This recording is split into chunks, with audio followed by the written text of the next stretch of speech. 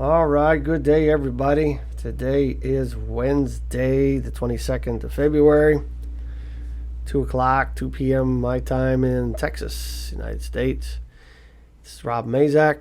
I am a psychic medium with a variety of interesting services. Some of you know that already, some of you don't. However, I want to just take a short time and kind of talk about readings, especially with cards. You know, how you read cards and how that works, and just kind of talk about where I come from when it comes to reading the cards. And I wanted to do this talk because there are those out there that read different from me, and sometimes obviously we get interesting comments about our interpretation. But I'm not really worried about other people's comments, but I just wanted to kind of talk about how that's done and to help everybody and understand that everybody reads the tarot, the oracle, and whatever other cards that you use much differently from other people. Now there are, to say there's an absolute meaning for every individual card and sticking to the actual formulated definition in the book you're reading from, I think I think in some instances is okay, but for the most part, I think bringing your intuition into the equation and conversation with your client is very important, because I have, for example, flipped the card over, and what I feel like I'm getting based on the category of the card, doesn't really correlate with the client. And then when we have a conversation about it, it becomes more clear as to why that card was pulled. Then we can have a conversation about it. So cards to me are not an absolute answer, if you will. They are a guide.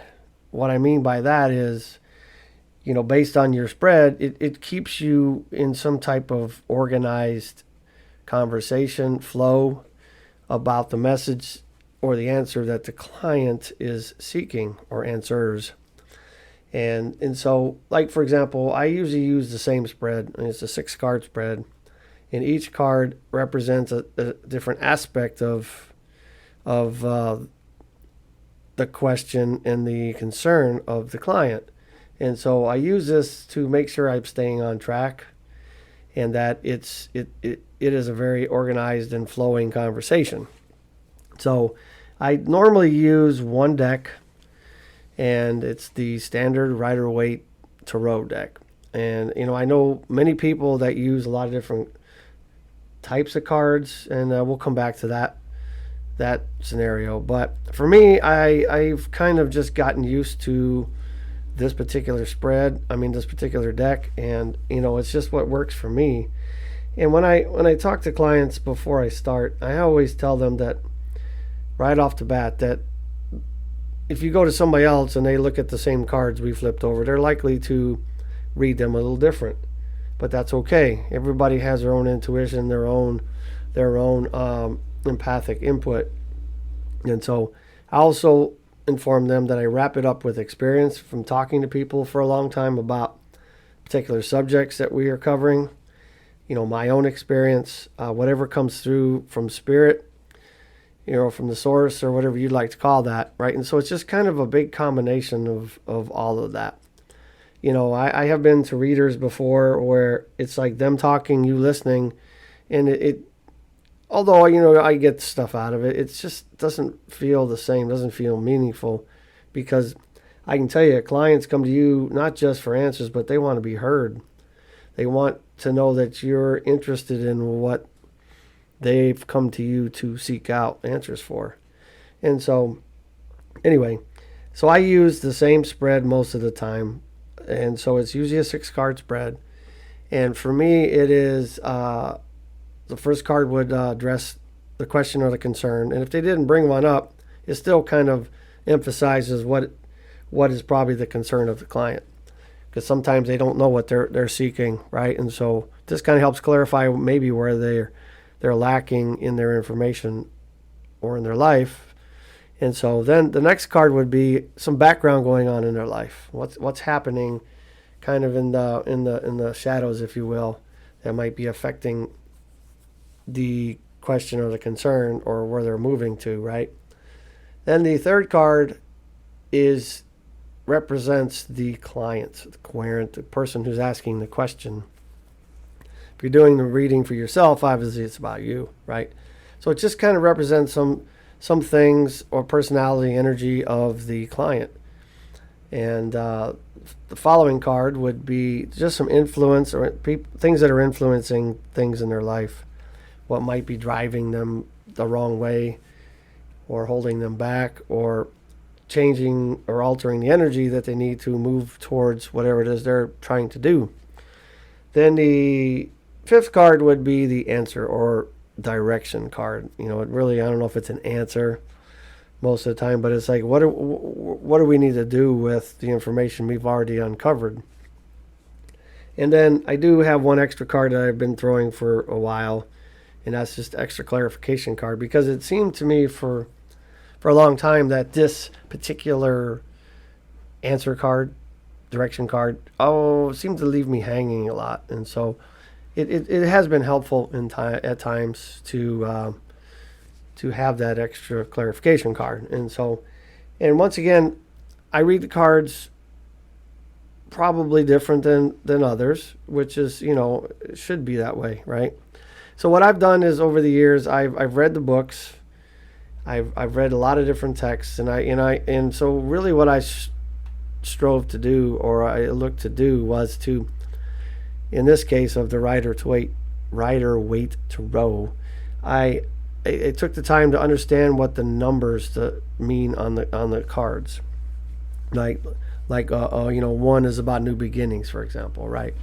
And then I took time to understand what each of the different suits represent, right? From the pentacles to the wands to the swords to the cups, what they generally mean. And so for those minor arcana cards with the numbers and the suits, I can kind of correlate basically what that card is about. And then of course you just kind of need to understand basic meanings of the major arcana cards, and so that you can form your intuition around that. And so, is my interpretation a lot different than others? Probably. I guarantee you, every reader you go to will have a different meaning and different idea. I've thrown some cards from my better half sometimes. She's like, I have no idea how you got that out of that card. I'm like, well, it's okay, because everybody does it different. And so I'm very more of an intuitive and a big picture kind of guy. And so I don't think there's really a wrong way to read cards, but I think it is very important. Well, I know it's very important to have a dialogue with your client, because just because you think you're accurate in what you're getting means something to the client, it might not. And so you kind of have to formulate what it is you're getting. So I mean, if you flip a card over and all of a sudden unicorns are prevalent on your mind for some reason, even if there's no unicorns in the deck, it's important to say what you get. And so, because maybe it is important to the client. I've done that before. Flipped over a card and go, wow, do unicorns mean anything to you? Because I don't understand this. And, of course the answer is usually, oh my gosh, yes, me and my dad, we've always had this unicorn thing, whatever. Anyway. And, at times I've even flipped over a knight of something, right? And even before I could even delve into what the card might normally represent, the thought that pervades my mind sometimes is like, oh my gosh, you're really in love with horses, aren't you? Right? And it's like, usually the answer is, yeah, exactly. Right? And so I'm not saying I'm always right, but the thing is that we are not also right all the time. Based on the information that we have coming through our own experience, speaking to others. And although it probably is close, sometimes you need that client input to kind of help you make sense of it all, right? And that's okay, and so in that light, I don't think it matters how you read the cards, as long as you understand what you're doing, what you're getting, and helping clients to uncover what it is they came to you to find out, right? And sometimes you might even discover some things that they weren't even coming to talk to you about, which is always interesting. And so, in that light, I will say that, I'm normally a one deck kind of guy, and I don't think there's anything wrong with people having multiple decks and finding other ways to create.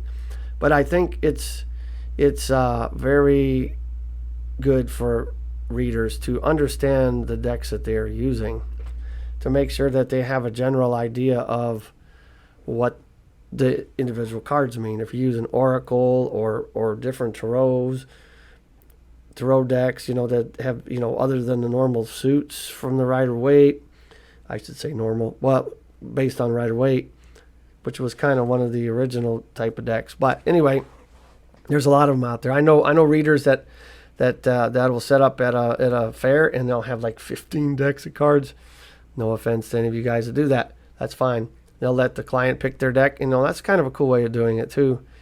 And so, I will use Oracle and some other things, just in case there's really a problem clarifying or answering the question, or the client is not really aligning with what's coming out. When that's okay, right? But the thing is, it's okay that your interpretation and in the way you use your cards is your way, and there's nothing wrong with that. And so, but I do encourage you to really learn, though, the deck that you primarily use, and perhaps have some standard ways of reading, because I can tell you from doing face-to-face clients, that are sitting in front of you, they want answers. They don't want you to be fumbling and looking through a book, and it doesn't really bring credibility to you, right? And there's nothing wrong with doing that if perhaps you need a lot more deeper clarification to the meaning that's not coming through, maybe occasionally doing that. But I'm not knocking people that do that. I'm just saying, in my experience, it's people seem like they really want you to be confident in what you're saying, what you're doing, and that you put the time and the work into it, right? And I think that's the most important thing. And so, like I said, I would encourage you guys to also not worry about entirely understanding everything about your deck or the decks you use 100%. Because if you wait to be perfect to do anything, to start reading for people, you will likely never do it, right? And I'm not saying that everybody out there needs to be a reader. I'm just saying I know so many people that will say, well, I need to understand these 100%. I want to be exactly right. And I can tell you right now, I don't know any psychics or mediums or any intuitive people that are 100% right. I know some that are pretty doggone right most of the time, and I get my fair share of validation myself, but, I'm not always right. I'm not always tracking, and sometimes it just leads into a conversation that maybe the client needed to have. And that's, once again, is okay. But, I also want to encourage you guys to not be afraid to say you're not sure about an answer, because I've had people in readings will at points I'll go, well, what am I supposed to be doing for work? And in that moment, spirit hasn't given me anything, my intuition hasn't given me anything, and I will flat out say, I'm sorry, I got nothing for you.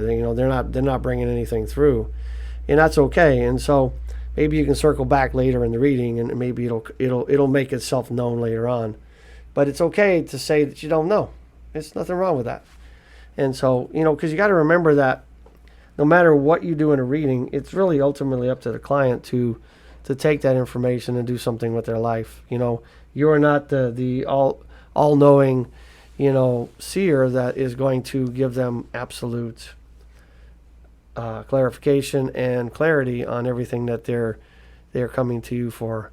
And so it to me, really, once again, to reiterate, I think tarot is just a wonderful tool, and it's a way to provide a framework and guidance and a path to follow so that your conversation is not going all over the place. Since I can do that, I can tell you, I can find myself bopping around all over. I mean, we get to where we're going to go, but I like the framework, and so that we're talking about appropriate things at the right times, and so that your client gets what they need, right? And so, and I've also, I think it's important to tell people up front how your readings go, what it is that you're doing, so that they understand. Because I've had people sit in front of me, plop down, and just look at me.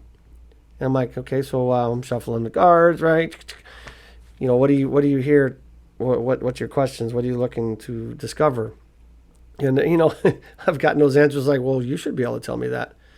Okay, people, we are not God. We don't know everything. We don't, granted, we can probably pull up, what it is that you're seeking, based on experience working with people. But the point is, if you're say going to work 15 minutes with a client, you don't want to spend, 5-10 minutes of that, basically trying to figure out what it is that they're asking or why they're there.